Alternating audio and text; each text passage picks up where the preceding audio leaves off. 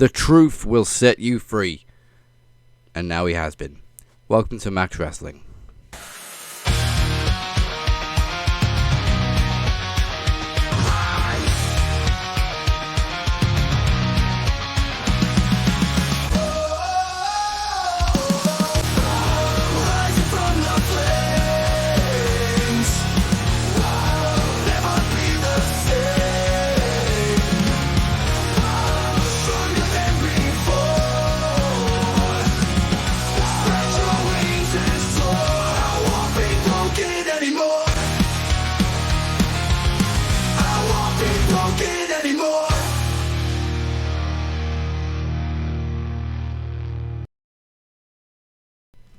Welcome indeed to this week. We are all in a bad mood, and we're going to tell you about it in just a second. But coming up tonight, we predict this Saturday's, Jesus Christ, it's coming up so fast, Money in the Bank, as both world champions are in freaking tag matches. We, along with the rest of the wrestling world, mourn the end of an era as R-Truth is gone from the WWE. Plus, we hear from one-third of the Brothers of Max Destruction, Cypher, as he addresses the television champion, Blade Rodriguez. And as promised by Cypher, we will hear from our world champion, the Travesty, as the controversy continues between the two groups. So you have to make Max Wrestling home for all things wrestling. So go ahead and hit that like button, tickle that subscribe button. And for those that prefer the old-fashioned podcast, head on over to SoundCloud, Spotify, Apple Podcasts, whatever it is you get your podcast. And for a whole bunch of links and a whole lot of history, there we go, that's the new one for you. Go ahead over and take a shot at the new website, or the beautiful website, I should say, maxwrestlingnet.weebly.com. It ain't new. It's just been there. It may be new to you. Yeah, and I shouldn't really give publicity to the Sisters of Masturbation, but right after this, head over to our official Facebook group, Max Wrestling, and don't miss the official Max Wrestling post-show after Max, hosted by our very own Cypher. Sometimes it's a recap of the show. Wow. It's also damn near spit my whole drink out all over my setup. All of it. It's also a little bit of a dessert for you because you never know what's going to happen or who's going to show up or what's going to be said. So the QR code is on the screen right now. Scan and go after the show.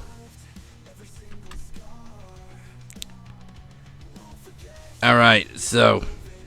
Oh, you're lagging on me again.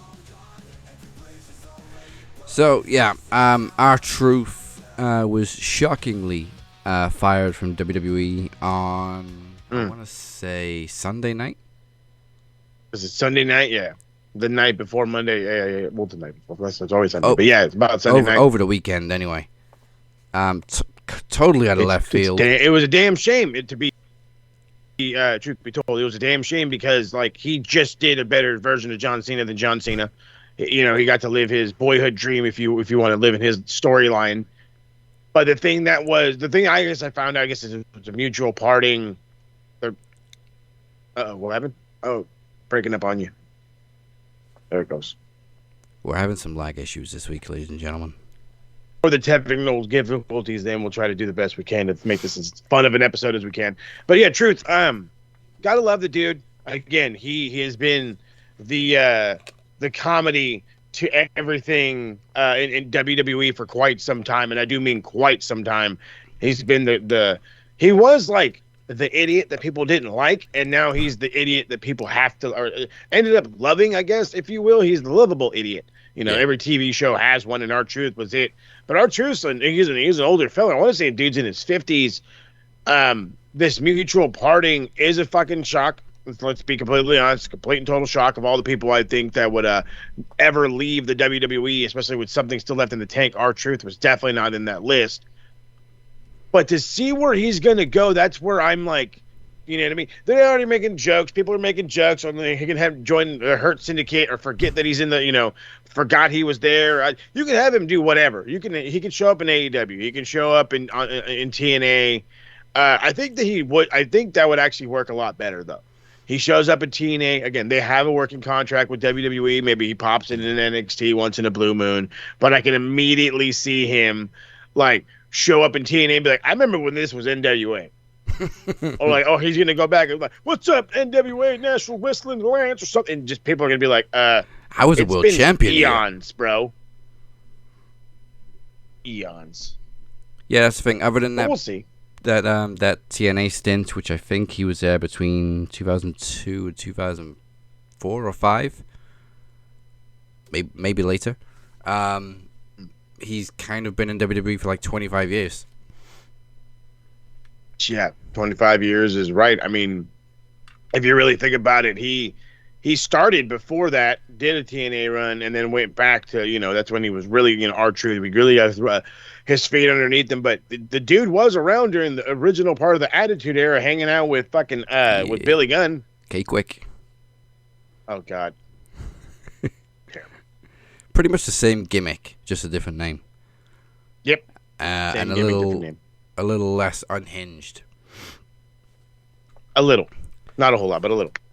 But yeah, it did come as a shock because R-Truth, like you said, was one of those guys you thought would be there for life, would end up with a Legends deal, and would just retire in WWE because he is a beloved character, not just by the fans, but by seemingly everybody. Nobody can dislike Truth. And also we lost Carlito too, again. Which also kind of came as a shock because he's been knocking around with Judgment Day for a while, providing the comic relief there. It's almost like they're just getting rid of the comic characters. Yeah. I mean, it feels that way. You know what I mean? It definitely feels that way. But at the same time, it's I don't know. Like I keep telling myself that I don't know how to really feel about some of this. Like R-Truth's going, some other guys are getting ready to leave. It looks like the Miz is on his way out, and it's like I'm getting in the feels, but it's like, isn't it time to do this? You know what I mean? The thing I think that sucks about R-Truth, it was like, dude, we were just like getting real comfortable, and I mean real comfortable with this guy being just a lovable jackass, and then now he's gone, and now there's no Fez to that 70s show. Now who am I supposed to laugh at? Supposed to laugh at Ashton Kutcher? Can't do that. I mean, I'm gonna do that, but where's Fez? You know what I mean? So who's gonna provide the laughs in Judgment Day? God, Big Head Finn. Unless he's just like sitting there looking giddy when Dom's getting ripped a new one by some other girl. Sure, why not? I mean, that's all I get from Finn. But I just had like this brilliant idea. I absolutely need him to show up in TNA. Truth. I need Truth to go to TNA, and I need him to like interact with Santino Marella in some way where like he forgets. He's like, hey, wait a minute, weren't you a girl? Or something, just something to kickstart it, and just you to missed get the ball WrestleMania. rolling. And then before you know it, you have Mr. Was he the sheriff of authority or whatever? I forget his stupid title, but he's the sheriff, as he likes to call himself. And you make R-Truth your deputy. The guy that is just completely lost is your deputy. I think that would be the greatest comical pairing in wrestling we've had since Truth just left. So, yeah. I think it'd be great. But despite the controversy, we move on to Money in the Bank this coming weekend. There's only 4 matches because, of course, 2 of them are ladder matches. Yep. But it is a Triple H, almost a Triple H special. Is 4 or 5 the Triple H special? I can't remember. I think it's 4. Still a special. So we got a They're all H shortened, special. I guess. All right. Yeah. Honestly, Almost. the women's should main event because it's more stacked and more unpredictable. So I'm going to kick it off with the men's Money in the Bank match. We got Solo Sikoa, LA Knight, Penta, Seth Rollins, Andrade, and El Grande Americano. It almost seems too stacked in Seth's corner. Like, he's the only likely option on that list. Beautifully put, because and that's exactly where my brain goes too, is think of the numbers. You're going to have Paul Heyman there. You know he's going to be ringside. You know Bronson Reed is going to be just, antsy now because he's the new member. He's the new dude. And then, of course, you're going to have Braun Breaker, who literally just wants to kill people. Like, you can just see it in his face. He just wants to legally destroy your insides with a spear. Because that's what you can do in pro wrestling. You can legally destroy somebody. And yeah, I just that's I'm really like I want, as I've always said, I want to be that guy, and I want to go with a guy that thinks it's a a totally different thing, and Grande Americano. Why not? No, it's just not gonna happen. It's gonna be Seth freaking Rollins, whether we like it or not. They And I like it. they could have made it a little less unpredictable. Like put some big names in there. Like no offense to Penta or LA Knight or anybody like that, but nobody in this match realistically stands a chance against Rollins.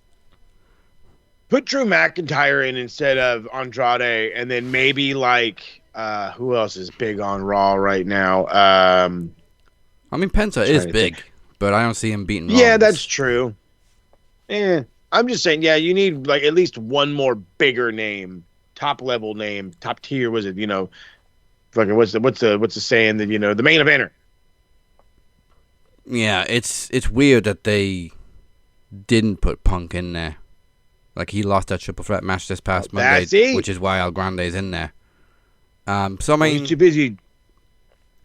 You can see that Punk and Sami Zayn are probably going to get involved. And if they do cost Rollins the match, then who else is it going to go to? I don't want to say Solo. LA Knight's not ready, but I feel like it would probably be LA Knight. If it's heaven forbid it's not Seth Rollins, I don't think Solo's going to do it because I just don't see it. But LA Knight for some reason just seems like that guy where it's the Damian Sandow all over again. You think it could be the great moment, you think something's great's going to happen, and then he's going to be like, yeah, and then get destroyed. That cash-in still pisses me off because he beat the shit. John Cena, I want to cash it in on this day. Like, no, don't do that. Stupid. Sandow's cash-in still pisses me off because he beat the shit out of Cena. Then they went to a commercial break, and then Cena beats him.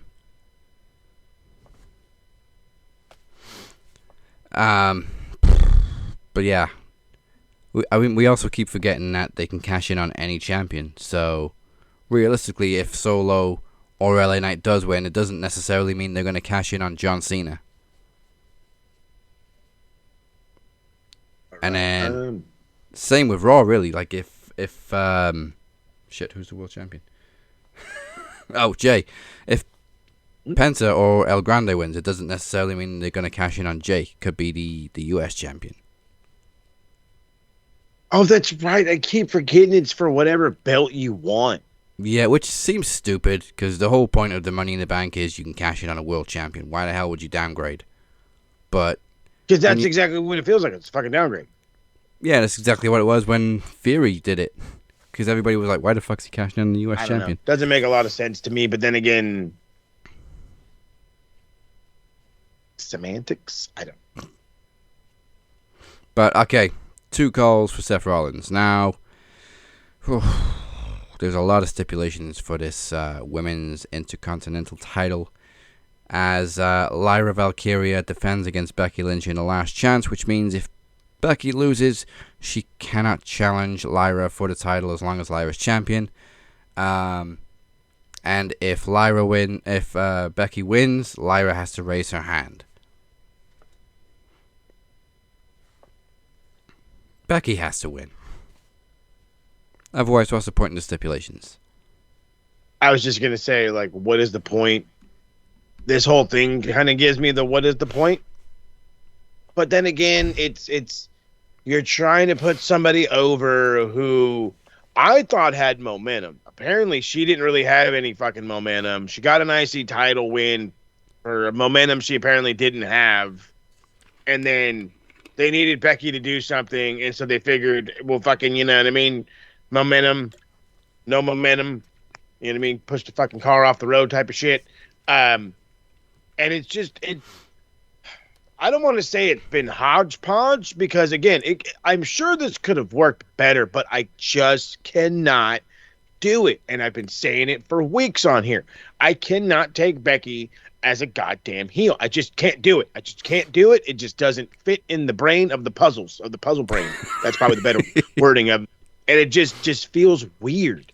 And I mean, granted, Lyra can't just go around being a bitch. I mean, I'm sure she could, but I get the storyline. It feels so forced that it's like, take it or leave it. I didn't ask for it. Well, here you go. Huh? But again, Lyra's getting the push. She's getting a good match against Becky. It's been overall a decent feud, whether my confusion or not. But I'm still going Becky Lynch. Yeah, Lyra's definitely gained a lot of momentum during this feud, which I think we said a couple weeks ago. She's been elevated much more than we thought she would during this feud, and she's looking strong every single week against Becky. But this is why I hate last chance matches, because 9 times out of 10, the champion's going to lose. Otherwise, what's the point? So, 2 for Becky, and maybe Lyra gets it back in... Wait, this will be the 3rd match. Technically the 4th match if you count NXT. 5th match. If they have one more match after this, maybe Lyra gets it back.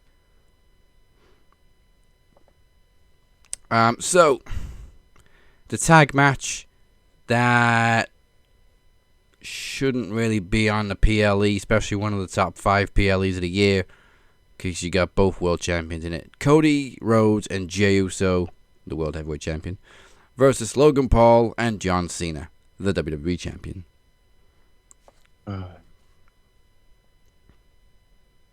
I know why Cena's in a fucking tag match, even though he is world champion, is because they already burned him. That this guy cannot work a schedule like you think he can, and he's out here trying his good goddamnedest, and it's biting him in the ass. There's some hilarity to R-Truth out-truthing or out John Cena, if you will, John Cena. But the reality of the matter is R-Truth is older. That has to say it. He is literally fuck the storyline, fuck the funny for a minute. He's older than John Cena, and yet moved like a gazelle compared to John Cena. It's like, but they're gonna parade him out there because show pony.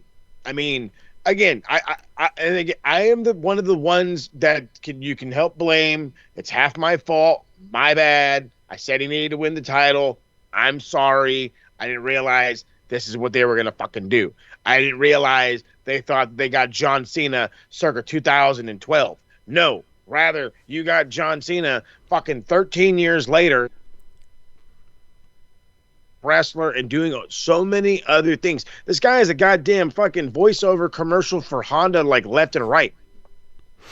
And you got him wrestling every month. And again, for a dude his age, and not in the ring as often, it's gonna take its toll. And and here we fucking go. So, as for who gives a shit about this match, it ain't me. You're throwing Logan Paul into shit for the sake of throwing Logan Paul into shit. But with that beautifully being said, I think that Logan and Cena are going to win, and Cena's going to get a pin, and they're going to tease the idea of a unification of these two belts. John Cena at some point, quote unquote, maybe possibly beating Jey Uso to, I don't know, reunify, or what is it? Go back to the undisputed title for fuck's sake, because semantics. I could just see the tease. To be precise, Truth is 4 years older than John. Son of a bitch. But as far as this match goes, I gotta go with Cody and Jey, because we haven't seen Cody since Mania, and I'm guessing Logan's gonna take the pin, which... No, he's lost matches before. I just don't see any believability in Logan Paul and John Cena beating the former world champion, former WWE champion, the current world heavyweight champion, and they're actually former tag team champions. And you got this ragtag team of John Cena and a YouTuber. So, give me the baby faces, because John's also got to lose a match during this heel run. And he doesn't have to take the pin in this one, so it makes sense. Yeah, he can blame Logan for it, whip his ass for it. I still think you do the... I think you do opposite. Personally, this is just me. I'm still sticking with Logan and Cena. And again, the reason is I feel like they want to tease the idea of John at some point possibly beating Jey Uso and the thingamajig. So again, I'm hoping I'm full of shit. But I'm still going Logan and Cena. All right. Now for the women's Money in the Bank, which fun. There's so many options in this match. Fun. Honestly, but is there though? I mean, I can see Naomi winning it. I can see Naomi winning it. I can see Alexa winning it. I could see Stephanie or Julia winning it. Roxanne would be a dark horse, but top of the list has got to be Mommy. See, you say potato, I say tomato. You say Mommy, and I say, she's the good girl all the bad guys want. Alexa Bliss. I think it's the you want to push the Wyatt Six. You want to get going on this thing. It's Alexa Bliss. Now you push one part to get the momentum of the rest of it going. You start right here, right now. You want to throw Rhea Ripley into the fucking world title picture? Rhea Ripley's in the world title picture. There, I did it for you. It's that simple because she doesn't need a fucking reason. That's what she did for Mania. She doesn't need a reason. She's Rhea fucking Ripley. Okay, it's just like the same reason why we never complained when Trish got women's championship matches or any of the other big name ladies is because they have that stature. It's there. It's given to them. The respect is earned and paid forward tenfold. I would absolutely love to see a Julia or a Stephanie Vacur who just showed up on the main roster. I would love to see either one of them two win this. I do. I really, really do. I just don't see it happening. It's too early in their run. Just too early. Roxanne Perez, I can see it a little bit, just a little bit because Dom has helped his women before. So I could absolutely see Dom getting involved in making that a reality, and then it turns into this turmoil. You got your fucking battling 1X, and then you helping this broad, and then all of it. Maybe you're gonna make homegirl mad, Liv Morgan. So it's all these fun factors. But if there's one of these ones that I have to saying it's the right call, saying it's gonna help push this fucking faction that is desperate need of goddamn attention. It needs to be. Not has to be. I understand if it won't be, but it should be Alexa Bliss. Well, Alexa's a good choice too. But when I think of Rhea winning it, one, she hasn't won it before, so I think it'd be interesting. But two, I'm thinking of the cash-in. Like, imagine being the champion, all beaten up, beat down, and then you just heard brutality play, and then you got Rhea Ripley walking down the aisle towards you carrying a briefcase. You're fucked. Oh yeah, fresh as a daisy. Yeah. But like you said, she's already kind of in the women's title picture, and with WrestleMania she just inserted herself into it, so she can get a world title match at any point. Yeah. Roxanne I think would be good because it would piss Liv off. That's the point. But now I think about it, they could give it to Naomi and have her cash in on Tiffany Stratton. Because they're really pushing Naomi on SmackDown. I didn't even think of that. Her gimmick on SmackDown is kind of divisive too. I was digging it. Sometimes I find it kind of corny. Bea loves it. I know Bea loves it. But they keep pushing it. So I'm really torn. Giving it to Stephanie or Julia would be a real bold move. So I'm going to switch from Rhea to Naomi. I'm going for the underdog. Even though... see, I knew this. I was going to do that to you. I was like, watch me stick to my guns, and all of a sudden you're going to get in the feels. And hey, you know what? I didn't go for Bliss, though. Bumpy. Let's change it up. So, head saying Naomi, heart saying Mommy, even though Mommy doesn't need it. Hey. It's always saying Mommy. Other parts are her too, but we're not allowed to talk about that. Liv could also cost Roxanne the match in some way. But we'll see. So, Last week we heard from Blade Rodriguez as he decided to defend his television championship against Cypher at Trivia Takeover in a couple weeks. Now we're going to hear from Cypher in response to the challenge, because Cypher is the promo guy, and he is a former 2-time TV champion already, so let's see what he has to say.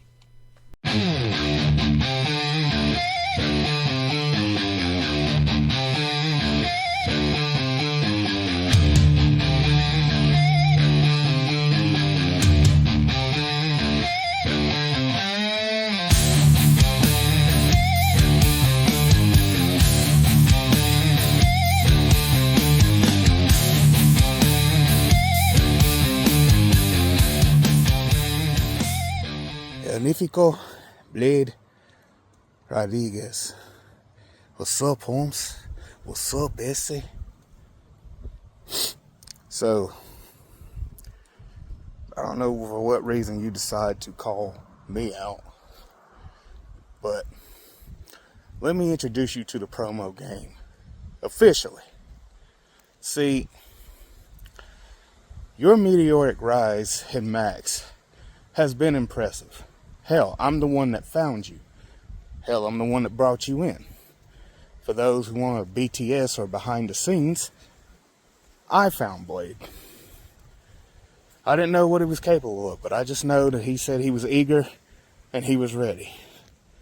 I just didn't think he was so viciously starving and chomping at a bit to be this good. You shocked me. You shocked me more than once. I'll give you your flowers, but see, the thing is, Blade, you called me out. Now, the last title I held was the knowledge title, completing the full 7. It's nothing new. It's old news now. It's time for me to spin the block again. And if that means I have to get the TV title back, so be it. Because contrary to popular demand, everybody knows that I can talk that talk and walk that walk, Playboy. So let me give you a little FYI on how this is going to go down. So, Trivia Takeover 10 is going to be a no-go. I'm already in the Iron Bank. But on July 10th, at All For One, me and you for the TV title. And as you're getting a beautiful look of what it means to be in North Carolina weather, what's even more beautiful is the fact that the TV title is coming to the Brothers of Max Destruction. So you got a whole month. You got till July 10th to prepare, to cut your promos, to talk as much shit as you want, because become All For One, the blade ain't gonna be nothing more than a butter knife.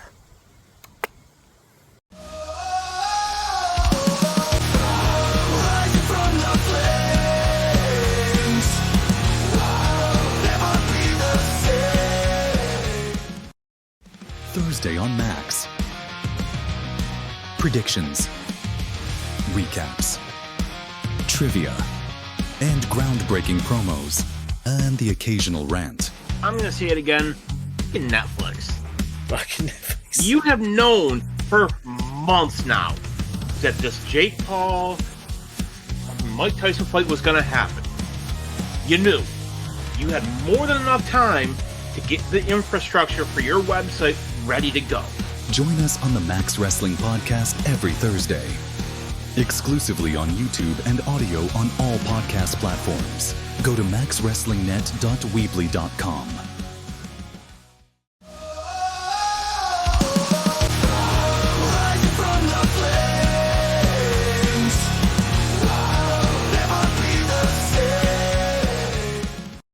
Welcome back to Max Wrestling. I am your captain. He is El Jefe. Speak his name and he appears. Once again, make sure you like and subscribe on YouTube. Follow us on all podcast platforms. And make sure you visit maxwrestlingnet.weebly.com for all the information you could possibly need. And the next Max event is just 3 weeks away. And while they compete for Money in the Bank briefcases in WWE this week, we compete for the coveted Iron Bank briefcase on June 26th, as 4 men compete for that golden opportunity. Confirmed so far is Beer, Cypher, and myself for the first time ever. Travesty denied. I can't get over the deny. It just kills me every time. Trivia Takeover. It's all about the Iron Bank and all about trivia, but we gotta have some promo slice of the pie thrown into the mix. So Blade Rodriguez will defend his lovely, beautifully, will never let it go, hopefully, television championship as he defends it against a former 2-time champion in his own right, Cypher. It's going down, and boy, am I excited for it. Yes. I don't think they faced each other yet. And to my knowledge, when Blade got into Max Wrestling, one of the very few people he most wanted to face was Cypher. So this is a dream come true for our TV champion. Let's hope it doesn't turn into a nightmare for the TV champion.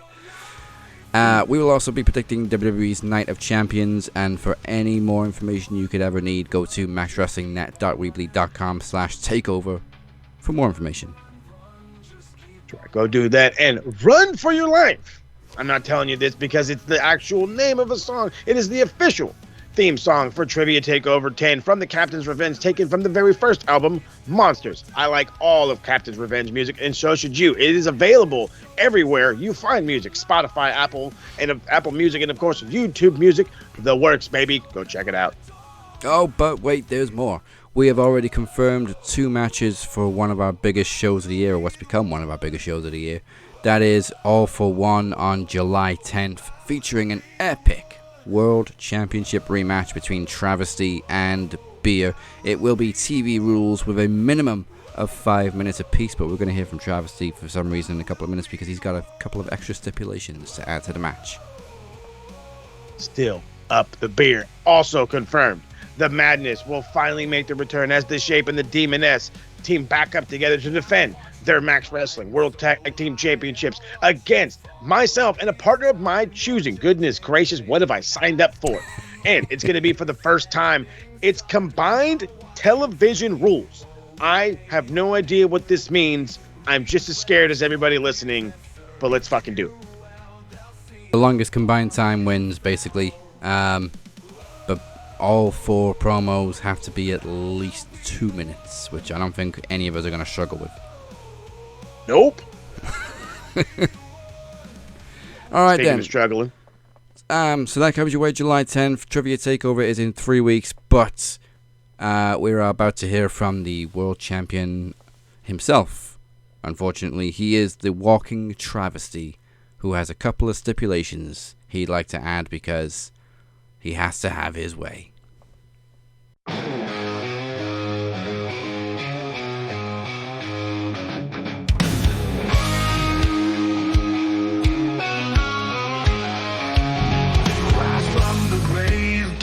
To dawn, North Carolina's dead reborn, walking tall across the land, talking that trash to take a stand. Ain't no soul gonna hold. If you can pick and choose who's in Iron Bank, then I should be allowed to pick and choose who I compete against at All for One. But it's fine. I don't mind destroying Beer once again. However, it's going to be champion's choice. But I'll allow you to pick out of one of my 2 choices. We can have a cinematic masterpiece of a match, or we can play by your TV rules. Just know, if you choose TV rules, there will be the added stipulation that if Beer wins, then I will be granted an immediate rematch the following week in a luck of the draws match.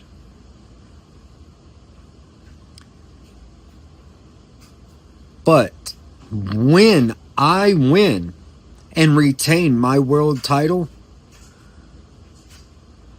no one in Dragon Club will be allowed to contend for the world championship for as long as I am champion.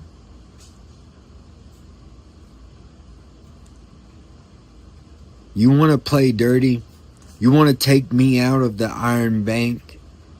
When it's the one tournament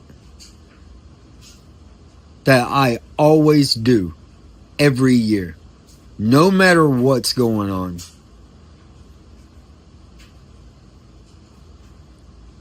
The Iron Bank can be cashed in on more than just the world title. It can be a guaranteed main event match at Promo Mania next year. Or I could cash in on any other champion.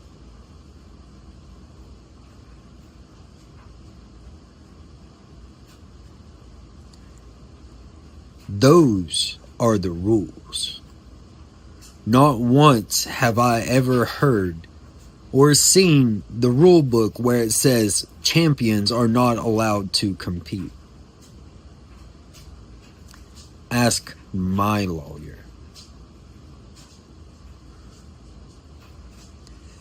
So, those are my terms. Those are my conditions. I will defend the title against Beer at All for One.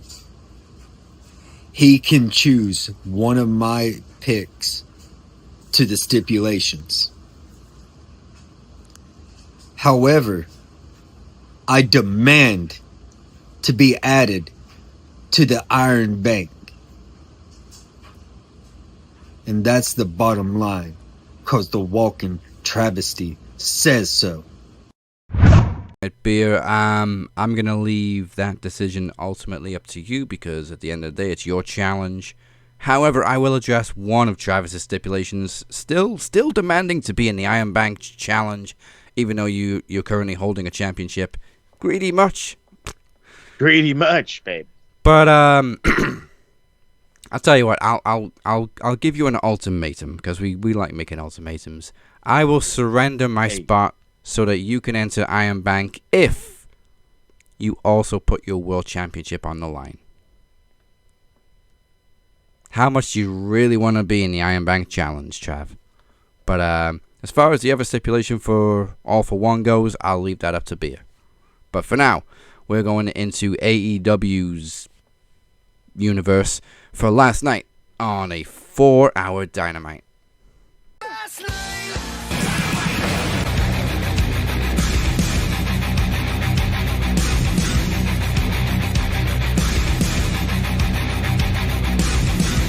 All right, last night on Dynamite was actually in Fyter Fest, but I'm only giving you the first half of Fyter Fest. So, Will Ospreay's out there, gets brought out by Schiavone, talks about how he still has that momentum. He still wants to change AEW. He still wants to get the belt back, but he's going to leave it to Hangman. He then goes on to challenge Swerve Strickland for another match at their next upcoming 4-hour event, which is next week, called Summer Blockbuster, which is the dumbest name I've ever heard. He gets confused by this random music that plays. I got confused. I think the crowd and Tony Schiavone all got confused as well. Turned out to be crew. They're just in there talking shit. Leo Rush is running his mouth. And he says that he'll face him later tonight, and we'll see about Swerve Strickland in Portland next week. So again, that Summer Blockbuster is going to go down in Portland, Oregon, which is massive because again, oh no, actually he's from Seattle, so never mind, doesn't mean shit. Mark Briscoe's on the farm. He's talking about his match with Jon Moxley last week. He said that his 5-year-old son asked him, "Daddy, did you quit?" He says, "I never quit." He's all, "You may win, you may lose." He's all, "But you never quit." So they're going to end up having a rematch again for some dumb shit reason, and that's exactly what goes down. They have a rematch, and it's a pretty good opening match. I'm not going to lie about it. It's absolutely everything you would ever expect from a Mark Briscoe and Jon Moxley match. Mark Briscoe does end up bleeding. There was a small bit of interference. I don't know what is going on with Wheeler Yuta's hair and how it's like draping over his face like he's a dead man, but it's just so stupid. I don't like it. It looked like Briscoe could win for a bit, there was kind of the Bret Hart, Roddy Piper spot from WrestleMania 8 where they do the whole, fucking shoulder pin or whatever. They try to get a win like that. It doesn't happen. Moxley then chokes out Briscoe for a second week in a row. So that was cool. They are pushing the dog shit out of Mystico. And I mean the dog shit out of Mystico. Because I guess in 2 weeks they're going to be Grand Slam in Mexico. So we're going to see how that goes. Mercedes Moné comes out. Why? I don't know. I don't care. She sits down and she's got like all this food, like not even food. She's got this big ass steak in front of her and this glass of wine, and she's getting ready to watch this tag match. And the tag match is the AEW Women's Champion Toni Storm teaming with Mina Shirakawa against Julia Hart and Sky Blue. It was fine. It was a TV match. The focus was on Mercedes, and it was so annoying. Anytime somebody did something she didn't like, she just was like, just would get so mad. And it's like, okay, you do know that this is like, I enjoy the show, but like you're selling the fuck out of this, and you don't need to. And like she's like seething in her chair that like Tony gets a hot tag, and the thing I'm thinking about the entire time is nobody's touched that steak. And that's like probably a good like $30-something steak just chilling there. You're tiny. Get your protein in. Mina and Tony teased a kiss like 2 different times. Instead, they shake their cha-chas at each other, tetes, whatever you want to call them, and delivered some hip attacks into the corner. I thought it was good. They're a great little pairing. If they have a women's tag fucking division, which they shouldn't, if they end up doing it, this wouldn't be too bad. Lexi Nair is backstage talking to Will Ospreay after the official announcement he'll go against Swerve Strickland next week. MJF comes in. They're talking nonsense. He's like, you couldn't beat Adam Page. Don't worry about it. They go back and forth. Well, you couldn't beat him either. So all this nonsense. The second Will Ospreay gets a little bit of the upper hand, all of a sudden in comes MVP and the rest of the Hurt Syndicate. Shelton Benjamin's just kind of walks off. Bobby Lashley hangs out for a bit, kind of pats down Will Ospreay. I didn't take it super negatively. Maybe he likes the way he's talking to MJF because again, they're not too fond of MJF at the current moment. They have this entire fucking normal ass talking segment that MJF would do every week anyway. Now it's the Hurt Syndicate, MJF doing it, and they're talking about being in Denver. Or I'm sorry, MVP talks about how this is we're the best wrestle, right? Well, then we're the best tag team. How come nobody wants to face, the Standard of Excellence and the Almighty? I want to use these cool names. And that's really all he got to fucking say. MJF is there. They are literally giving him all the heat in Denver, telling him to shut the fuck up. He's not a top guy. He's like, I'm not going to do that. And he keeps talking. Apparently he is going to be scouting Mystico, and he's going to go to Arena Mexico and wrestle them in 2 weeks. He's the youngest foreigner to ever sell out Arena Mexico. I say that rolling my eyes because the reality is, bro, Arena Mexico sells out every fucking weekend. Okay? don't it's not a knock. It's really not a knock. I'm just saying they love wrestling out there, bro. The Lucha Libre is strong, okay? So they sell out every fucking week. And of course, they say when it comes to the Syndicate, it's not personal, it's business. And then the fucking random ragtag team of fucking Speedball Mike Bailey, Kevin Knight, and Commander come out.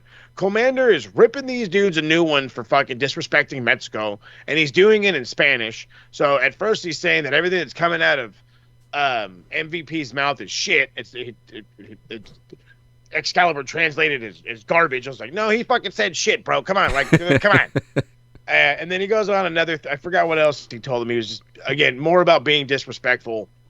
And if they want a shot at the tag team championships, or at least at the 3 of them, they need to impress them. And so they go on to have this incredibly fun Lucha Libre six-man match. So again, Commander, Jet Speed, which is the team of Mike Bailey and Kevin Knight, going against Rush, who I have not seen in a minute, Jornalistico, who also I have not seen in a minute, and the Beast Mortas. But I say that to say this. For the first time, and I don't know how long, the connectivity between Collision and Dynamite happened, because this whole thing has been happening on Collision. and now it's happening on Dynamite. So good job for them. Also, shout out to Kevin Knight, just coming back from New Japan. Had a very, very, very, very good run in the Best of the Super Juniors. Finished tied in second with Nick Wayne, believe it or not. So, incredible match, super lucha libre style. Everything about it was high flying and awesome. Just absolute fury. I want to say Kevin Knight hits the UFO splash. They get the win. Her Syndicate come back out like, oh, hey, great. You guys got your ass beat for 8 or 10 minutes, but you pulled off the win, and that's impressive. So, you get your match next week against these three nerds, and here's a preview. They go down, and they get their ass beat, and the reason why they get their ass beat is because fucking MJF gets outnumbered. He's the only one that actually gets beat down. They're too worried about making sure MJF's okay, and the cool guys do a high-flying thing and take him out. So, goddamn idiots. I'm going to be fucking brutally honest. Fucking Alicia Toot was talking backstage with Danny Garcia, Paragon, and fucking Adam, which is, Adam Cole, Kyle O'Reilly, fucking other dude. And I could give a shit. I just don't care. I don't care about Adam Cole right now. I don't care about Danny Garcia. And I got an Adam Cole right here. He's over there. But still, I don't give a damn. I just don't. They just made me not give a shit. However, I did give a shit about this, and I'm dying to see when this finally fucking explodes. Lexi Nair's back there with the patriarchy, and of course, bringing up Nick Wayne's impressive run to the Best of the Super Juniors, considering this was his first one. Cage says, fans, sit down, shut your mouths. He mentions how Nick Wayne was impressive, but he didn't win the tournament during the grueling schedule. He had 14 matches in 22 days, but that's no excuse. You should have won. He's scheduled he earned the night off. He's Christian Cage's son, television champion. So tonight he won't take the night off. He'll defend his title here in Denver. And I'm just like, you're such an asshole. You're the dad that signs your kid up for Little League, even though he says he doesn't want to play. And then he's going to go up against Kip Sabian. Kip Sabian is working on something big because he's just standing in the background. Somehow Max Caster got this fucking Denver crowd to chant Max Caster is the best wrestler alive, which I actually thought that was rather impressive. Not going to lie. That was rather impressive. So he does the stupid open challenge. Out comes Powerhouse Hobbs. Comes down from the crowd. 38 seconds later, he dies from a spine buster. So, good shit there. And then, we literally have the transition into the second hour mark, or going into, I guess, the third hour mark, technically, from this match. But it's the main event of Dynamite. Kenny Omega, Brody King, Mascara Dorada, and Claudio Castagnoli for the International Championship. And of course, remember, this means the winner of this would go on to fucking Texas to go against Okada. This match was fucking great. Holy shit, this match was great. Kenny comes out like the cleaner, or no, I wouldn't say the cleaner, whatever it is. I guess you could say the cleaner, the best bout machine, whatever you want to color it these days. He's got the cool Japan music. He's got not the old music, but the new Japan music. The fucking the new gold and black gimmick or whatever. He comes out there. He's the man. And for a while, Claudio had some control. Brody King looked really good. Masco Del Rada, you could say got thrown in there, but he was very welcome to peace. He ended up being the guy to take the one-winged angel and end up having Kenny move on. Which again, great match. He tries to go for a Hurricane Rana, gets caught in midair, spun into a one-wing angel. It was excellent fucking finish. But the biggest part about this, and the most important part about this, is after it goes down, we hear the coin drop. Kazuchika Okada comes out. Of course, he's got the belt around his shoulder. He's got a belt on his shoulders in a nice suit. Comes down. There's holy shit chants just right from the fucking building. As the fight was on, and all of a sudden Okada takes a massive body shot to the abdomen. There's an escape from a Rainmaker, escape from a one-winged angel. They're holding the titles in the air, and then it is announced, and it is made official. And I've been clamoring for it. We've been calling for it, and it is the perfect fucking move. All in Texas, July the 12th. Kazuchika Okada, Kenny Omega, winner take all. Kenny Omega. I don't know who Kenny Omega is. Mager. But it's winner take all. Thank fucking God. This match, for lack of better terminologies, is just going to bang. Oh, I can't wait. Like a July, barnhouse hurry door up. in a gale. Oh, I need July to hurry up. And here's the problem. Here's the worst part.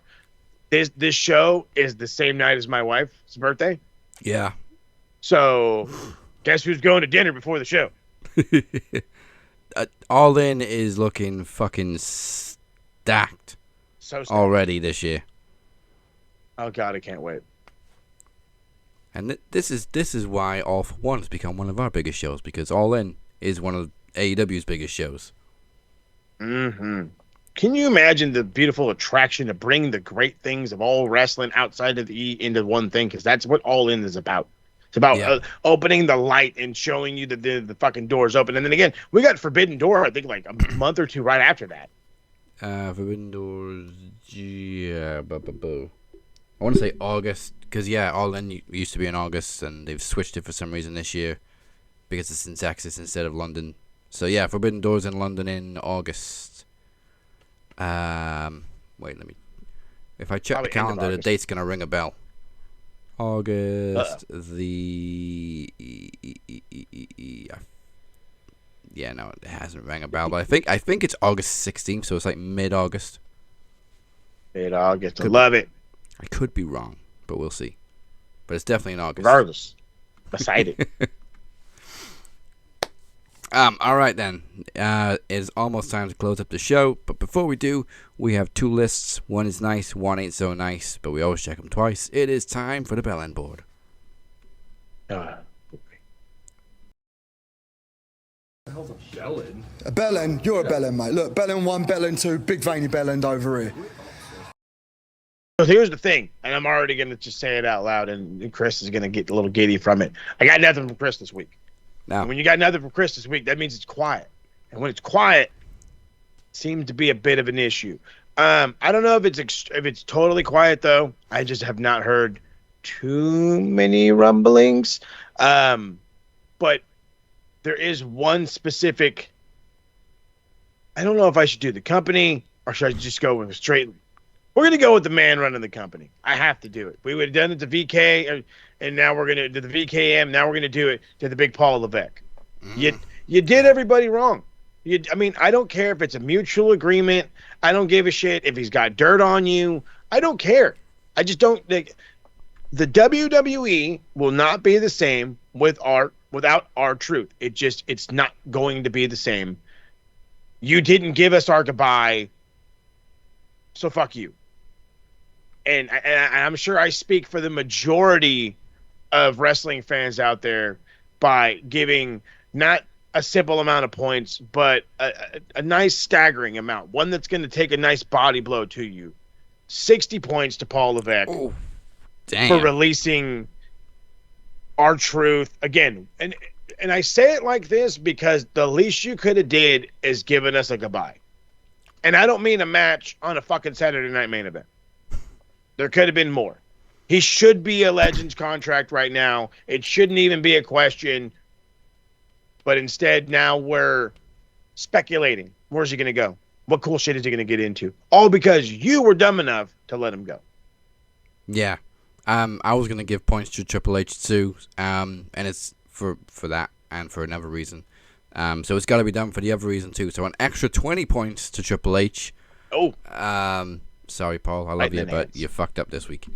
That puts him on 100, and I'll tell you for why. But first off, I think I'm going to play the rant music because this here we go. continues to piss me off. Is the reason I'm going to give Triple H 20 points this week.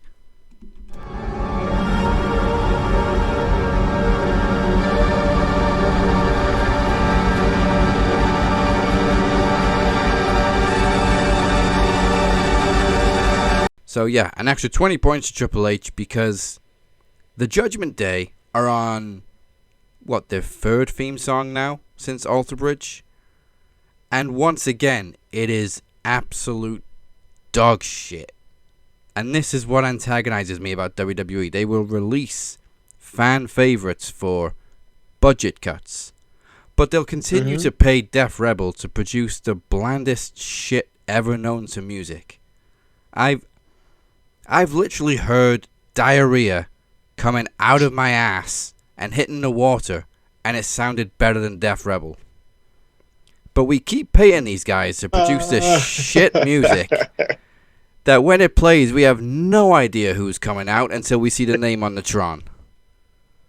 But yeah, let's release R-Truth.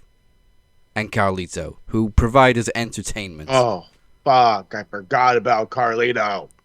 Not cool. 20 points, Paul.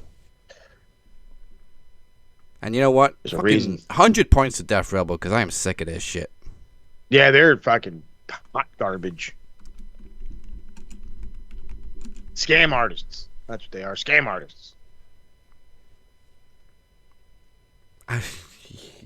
I'm not going to lie about Captain's Revenge. A lot of it is manufactured music. In fact, most of it is manufactured music.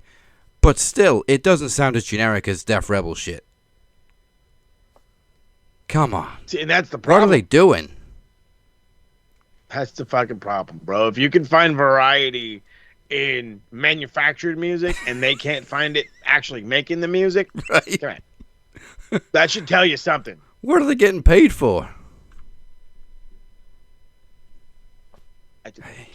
Because Jim Johnston told them to fuck off. That's why. So Yeah. I ain't coming back. So Oh, Chris man. didn't send us anything this week, but Beer did. Obviously, a lot of people were showing their true colors over Mariah May showing up in NXT. Oh, that's right. A lot of people have suddenly jumped on the bandwagon.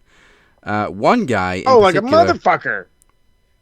one guy in particular seemed to have a very hefty breakdown over this. There's 4 tweets here just about Mariah May. Or fam? And this was between, hold on a minute, 4 to 12. Goodness, bro. So this was within a 2-hour span. You ain't got a life. Mariah May made her choice. It's time to move on. AEW will too, from her.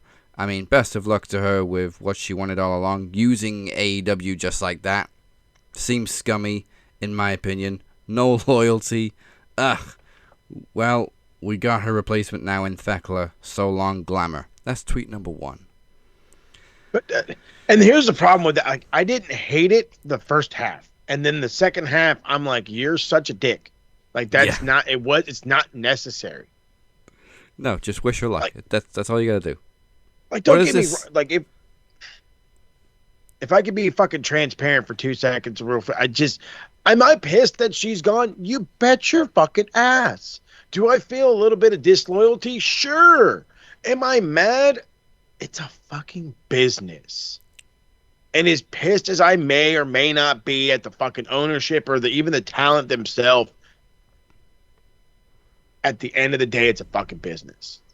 Yeah, and I mean, we can't really say AEW fumbled her either because they gave her a title run, they made her a star. She literally couldn't have done much else in AEW, and she wanted to go to WWE, so it is what it is. Yeah.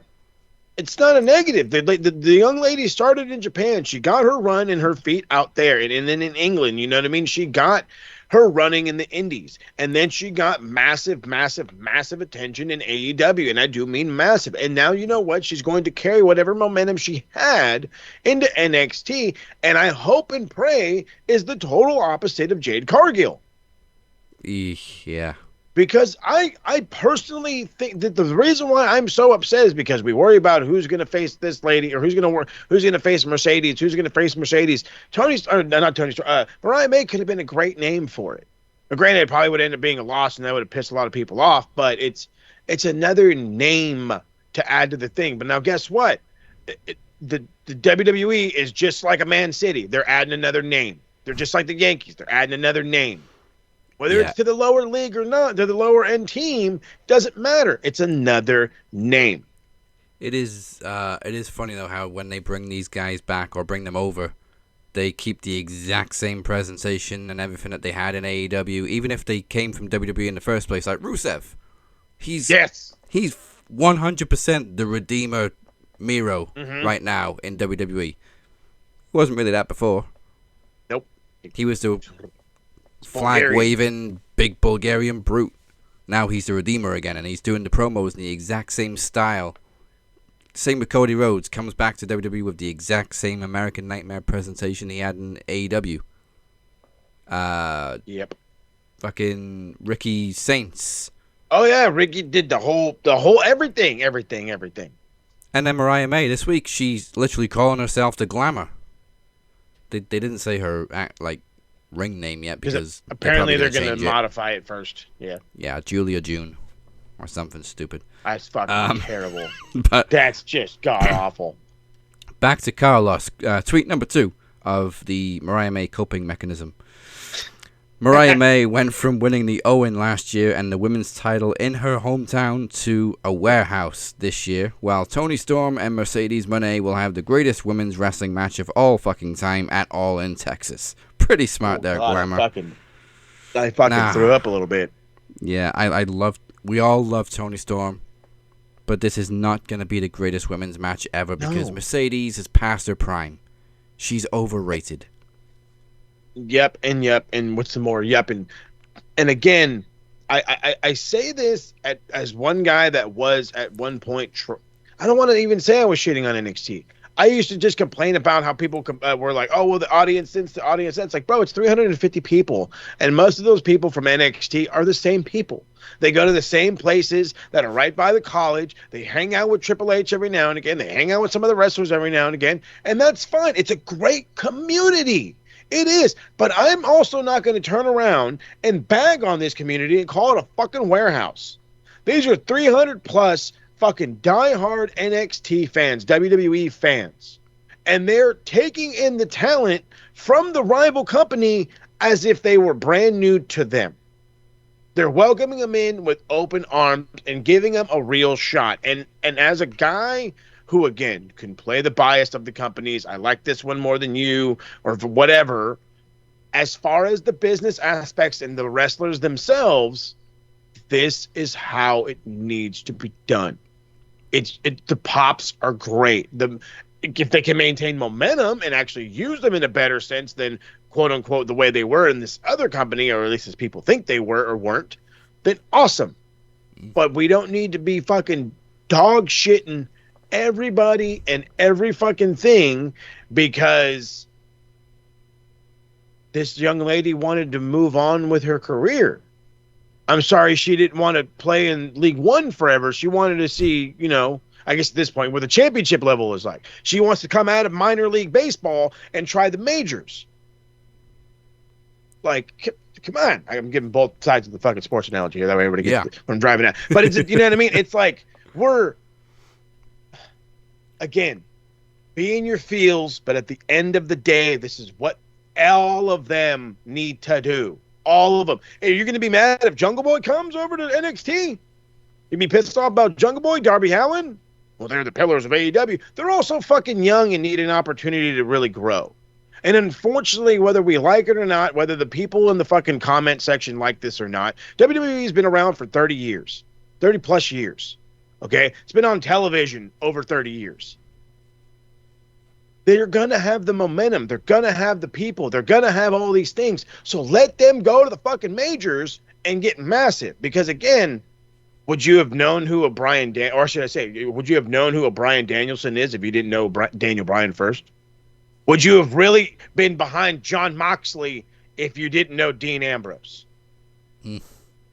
You could give the arguments on the guys from Japan side, but again, I've always said, if you follow that side, you're going to know all about it because you have to.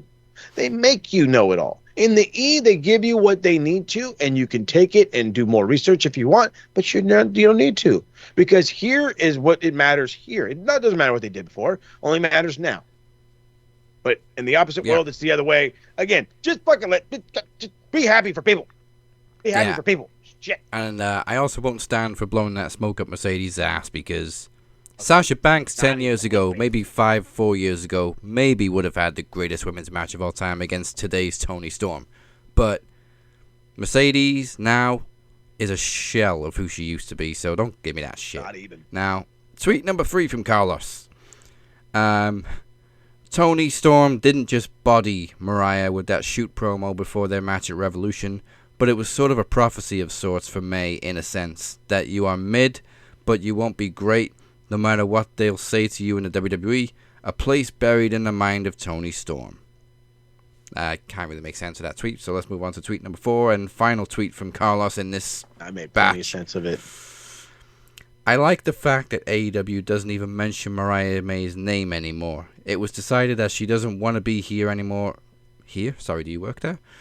or be grateful for the opportunities that she was given by Khan and the staff at AEW, only to show your true colors. I'm not sure she'll be welcomed back.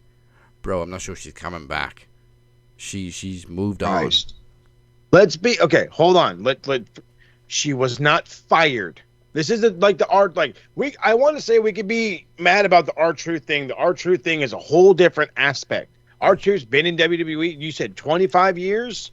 A long stay. 20 on and off 25 years. Call it 26, 27. You want to get fucking fancy. Okay. Mariah May has been in AEW less than 2, maybe 2. And again, she's young. She's a young one who could use the world experience, for lack of better terms. You know what I mean? Learning from the quote unquote best in the business, all this other stuff. It's not a hindrance. It's not it can't be this bad that we need to all be fucking up in arms over her being there. It can't be that bad. She's 26. Oh my fucking God. And we're throwing a fit. We're throwing a fit because she wants to go to college. Oh my God. Fucking people sound like fucking bandwagon football fans. My team moved out of my city. I don't like them anymore. That's your fucking team. Who fucking cares if she moves on? Who cares if she explores a different fucking thing? The girl hasn't even hit her prime yet. Hadn't even hit her fucking prime yet. And if she hits it in the E and AEW is still around after she hits her fucking prime and she goes back, then what are you going to say? Then what? You're going to, the internet has receipts. Yeah, no shit. So, Jesus H. Christ. She's 26. She's already won a world championship. She's the same age The Rock was when he won his first WWE championship in late 98. And how many more years did he have? Well, I mean, okay, he went after Hollywood, but he wasn't even in his prime in 98, and neither is Mariah May. That's what I'm saying. She's not even in her. I would get it if this was mid-30s Mariah May. She came in and, you know, she was the first. It was her and fucking Nia Jax. Not, you know what I mean? Day one AEW. You know what I mean? If that was the case, I could feel a little more salty because how dare you, but you're a pillar. You know, no, she was brought in from Stardom. It's just what's going to happen. It happened. Remember when Julia showed up for a cup of coffee in AEW? If the environment don't fit the person, they're not going to be there, regardless of the money, because apparently the money was there. Apparently, we were getting almost another championship level footballer salary here. And she said, no, I want a different work experience. And she's going to take a quarter of that. A quarter of it. Now, again, I don't know if the numbers are true. I'm hoping I'm wrong. I'm hoping she gets more money than that. I don't think that's enough money for the poor lass. But hey, what do I know? But yeah, that's why you can't be mad. Tony tried to keep her. She just wanted to go to WWE. That's all there is to it. That's it. So, again, you can't be mad when the Young Academy. I'm going to keep doing this all day. When the Young Academy player gets called by Man City. Well, you don't want to stay at Fulham? Motherfucker, it's Man City. I'm gone. I'm sorry, I'm gone. Okay, oh gee. Okay, so I'm going to give 10 points to Carlos for each of those tweets, so 40 points.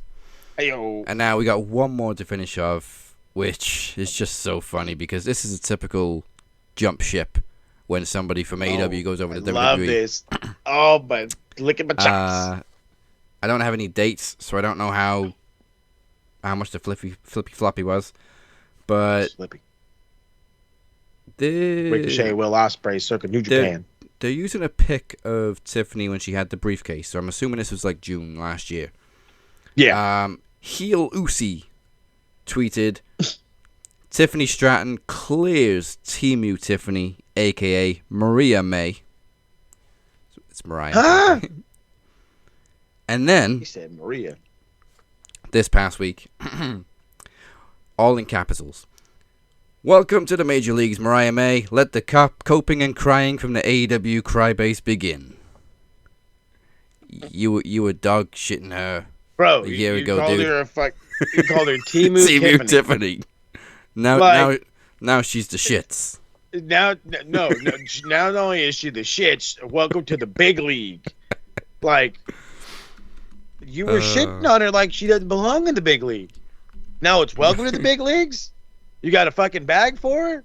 Here you go. Come on in. Here's your new fucking boots. Here's your new fucking kit. Come on down. When a second ago you were wiping your ass with a t-shirt.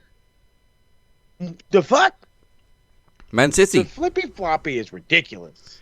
You flippy floppy fickle fucker. 30 points to heel Lucy.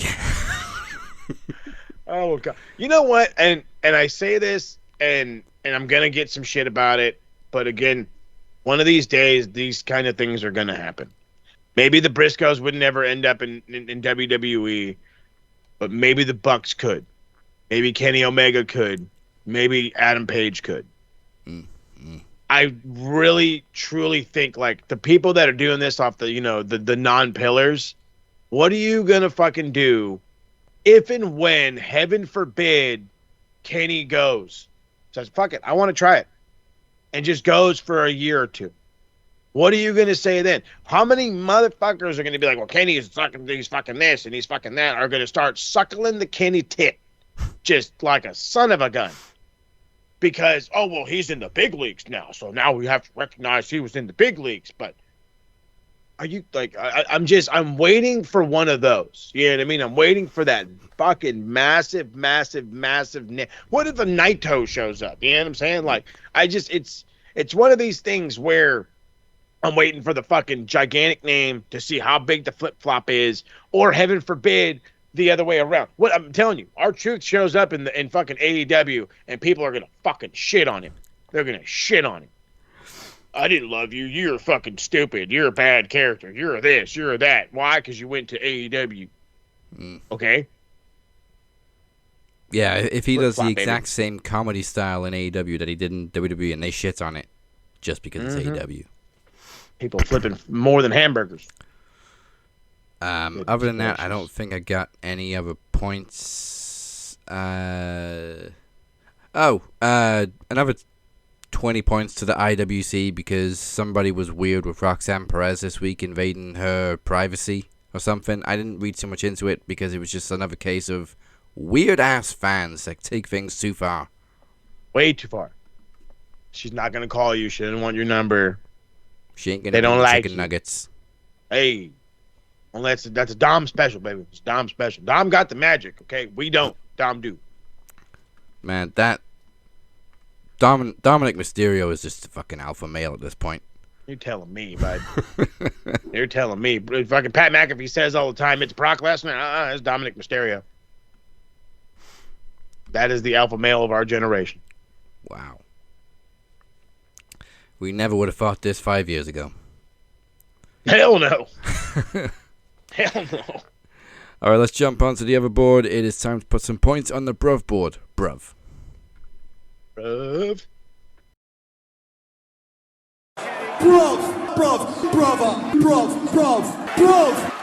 Brother. You know what? We've been shitting on him for a few weeks, so 20 points to TK. Hey. Because you're finally giving us AEW's OKADA Omega, and it's on one of your biggest stages, and it's for all the gold, and the aura is there. Thank you. That's Finally. That I could not have worded it better myself. The aura is there because that's exactly what this is. We got the fourth installment of the Great Okada versus Omega. And it is for mid-card titles in AEW. It doesn't matter. I don't give a fuck. I don't give a shit. All I know is this is everything I have been waiting for. And even if it delivers barely, I'm still going to love every damn second of it. It's still going to be a great thing.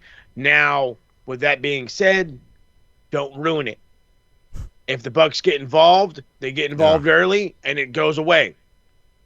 Okay? You need to allow this to be a wrestling match for so long before the chicanery comes in. I would prefer the chicanery early, finish strong. Because why? That's the New Japan way. So hope for that. I do like the 20 points to TK. I was going to try to give him points for a very similar reason. So I'll just add 10 on top of that for just match quality. I'm just going to say just match quality. Every freaking thing we've been getting has been quality. Even though some of it hasn't been on the greatest of the levels, it's all been quality. Every Dynamite has been good. You know, I mean, Double or Nothing came off really good as well. Multi-man matches are looking great. 6-man matches looking awesome. So 10 points for getting the wrestling part right. That has to be B-Drag. That has to be B-Drag. But we'll give the points to TK. Yeah. I'm also going to dish out 10 points to Sami Zayn because dude got moves. He does got moves. Jay's music on. He's got the grooving. And then what made it all even funnier is I was watching Punk and he's all doing the ska dance. And I'm like, that's how you know you're old as shit. That's how you know you're old as shit. Fucking Punk. That kills me. And he was like, normally I hate being interrupted and I hate hearing certain theme songs because I know who's coming out, but I'll make an exception for you. See how good it is to embrace the age and just be like, this is who I am. I love that. See, that's what I'm talking about. Good shit on Punk. That was definitely improvised because you could see Sammy was just kind of didn't know what to do as he was walking to the ring, and all you can see is Punk, old man dancing. So what the hell's going on? And then Punk starts singing too. Punk started singing the theme. Best part. Oh my goodness gracious! And then he's knocked out on the ground doing the yeet. I was like, it's like, dude, when did Punk become cool, man? An asshole. But I love it. When he stopped getting into fights. Hey, that's true. Once you stop aggravating the youth or vice versa, and you're not beating up people in the background, you're actually a pretty all right guy. Yeah. Any more points? I think I didn't want to give 10 points to Mariah May just because. I was going to say, Mariah May. If the people are going to shit on her, then we can give her some love. So an easy 10 points to Mariah May. I hope the journey you're on is a great one. Regardless of where it is you end up, girl, you got talent, you damn sure got the looks, and you damn sure got the mic skills. So I hope for only the best. I hope for only the best for you. But then again, we know what this company can do with the better talent. I just hope you ain't in that boat. I do want to give 10 points both to Nick Wayne and to Kevin Knight for their good run in the best of the Super Juniors. Granted, they weren't going to stand a chance. I don't think they were going to win it anyway. But again, to hear that they tied for second, massive in the points, big, especially for both of them being first timers in the best of the Super Juniors. Carlito and Truth, they got to get points. You know what? 50 points each. Easy. I was just going to say it. Good shit. They're right there. Actually, I'm going to give 60 to Truth because he's 10 points behind Carlito on the board. So 60 to Truth, 50 to Carlito. So now you're even. There it is. Even Stevens. Carlito did win a world championship in some promotion in Puerto Rico. Good on him. I mean, it is his home country. And again, speculation starts on where we're going to see Truth. Yeah. If we're going to see Truth. But I think we will. Yeah, I don't think he's quite ready to hang it up yet because the guy just doesn't age. I think he's still got plenty left in the tank. I mean, that performance at, like we keep saying, Saturday night's main events, he's definitely got some left in the tank. You're fucking telling me. Yeah, he's got some to give. That's for damn sure too. Like he's definitely got some to give as well. So that's something that we all definitely need to look forward to is where he ends up and where he's going to bring his prowess and promise. So I'm super excited for it. Glad he's getting some points. But I think that's all I got. You got anybody else? Stephanie Vacker, great Raw call-up. Hey, now we're talking. That leg thrust is just illegal. You're fucking telling me it's just illegal. I mean, Jiminy Christmas. And also, I get the hype now. Do you know what I mean? I get the hype from fucking. I get it all of a sudden. And Beer knows what he's talking about. And we got to give the weekly points to Rhea Ripley, so 10 points. Oh, bro. There's a reason why they're weekly. Because mommy deserves the points. Yes. I think that's about it for this week. Nice. I can't think of anything else that stood out. Love so it. There you go. We gave out all the points we could give out, so that's the best thing we can do, and we're glad that we did it. You goddamn internet nerds, shut your fucking mouths and get ready for the realness. So, speaking of the realness, it is time to figure out what's going on. But first off, and for the best part of all, thank you for joining us on another brand new edition, another lovely edition of Max Wrestling. But before we jump on out of here, you got to figure out what's going down with the TSK, and boy howdy, it's a whole lot.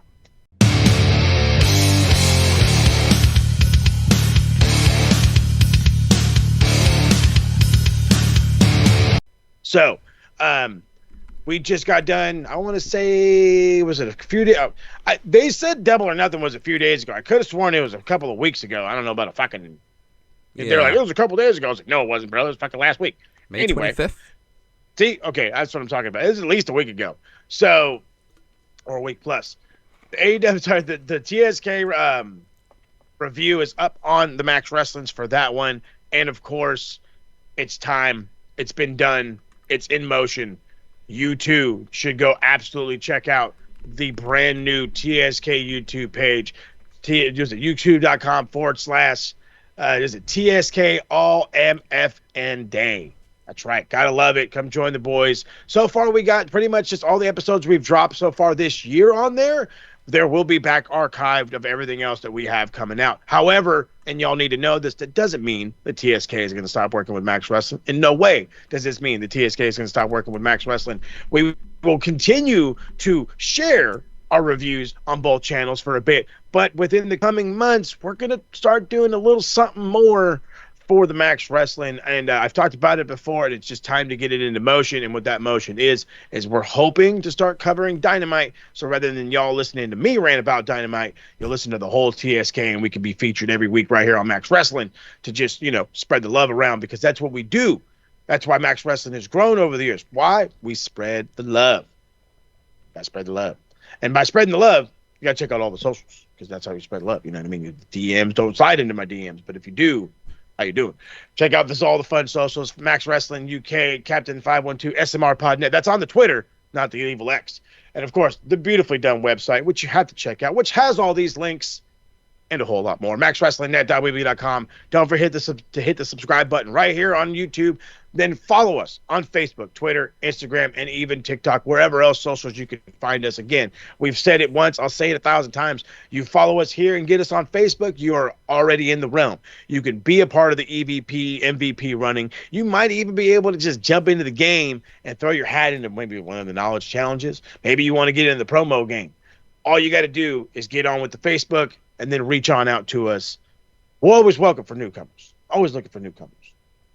Always, and we should probably get back on top of the MVP and EVP, because I don't think we've announced it for a while. Well, I mean, Chris Reed does have a goddamn death grip on the shit. So, I mean, I'll have a quick look now and see if we can see any changes. But it is quite an in-depth process, so maybe I'll take a look next week and we'll see if Chris is still the MVP, and I believe Travesty was the EVP last time I checked. Well, champ and EVP, what kind of shit is that? But for now, that is it for this week. We will see you. Actually, no, before we go, I'm going to add 50 points to the Bruv board from Mike Larkin, because I know he did a lot of legwork in helping get that channel set up. So, Mike, thank you very much. Yeah, he did. And big shout out to the big Mike Larkin. We will see you next week for Money in the Bank reactions and whatever else goes down. I think we got another 4-hour Dynamite this coming week. It's too long. Tony. Too long. We need sleep, Tony. But for now, kills me, bro. Goodbye. And good night. Bang. Shout out to Mike Larks. Thank you, brother. Big Mike.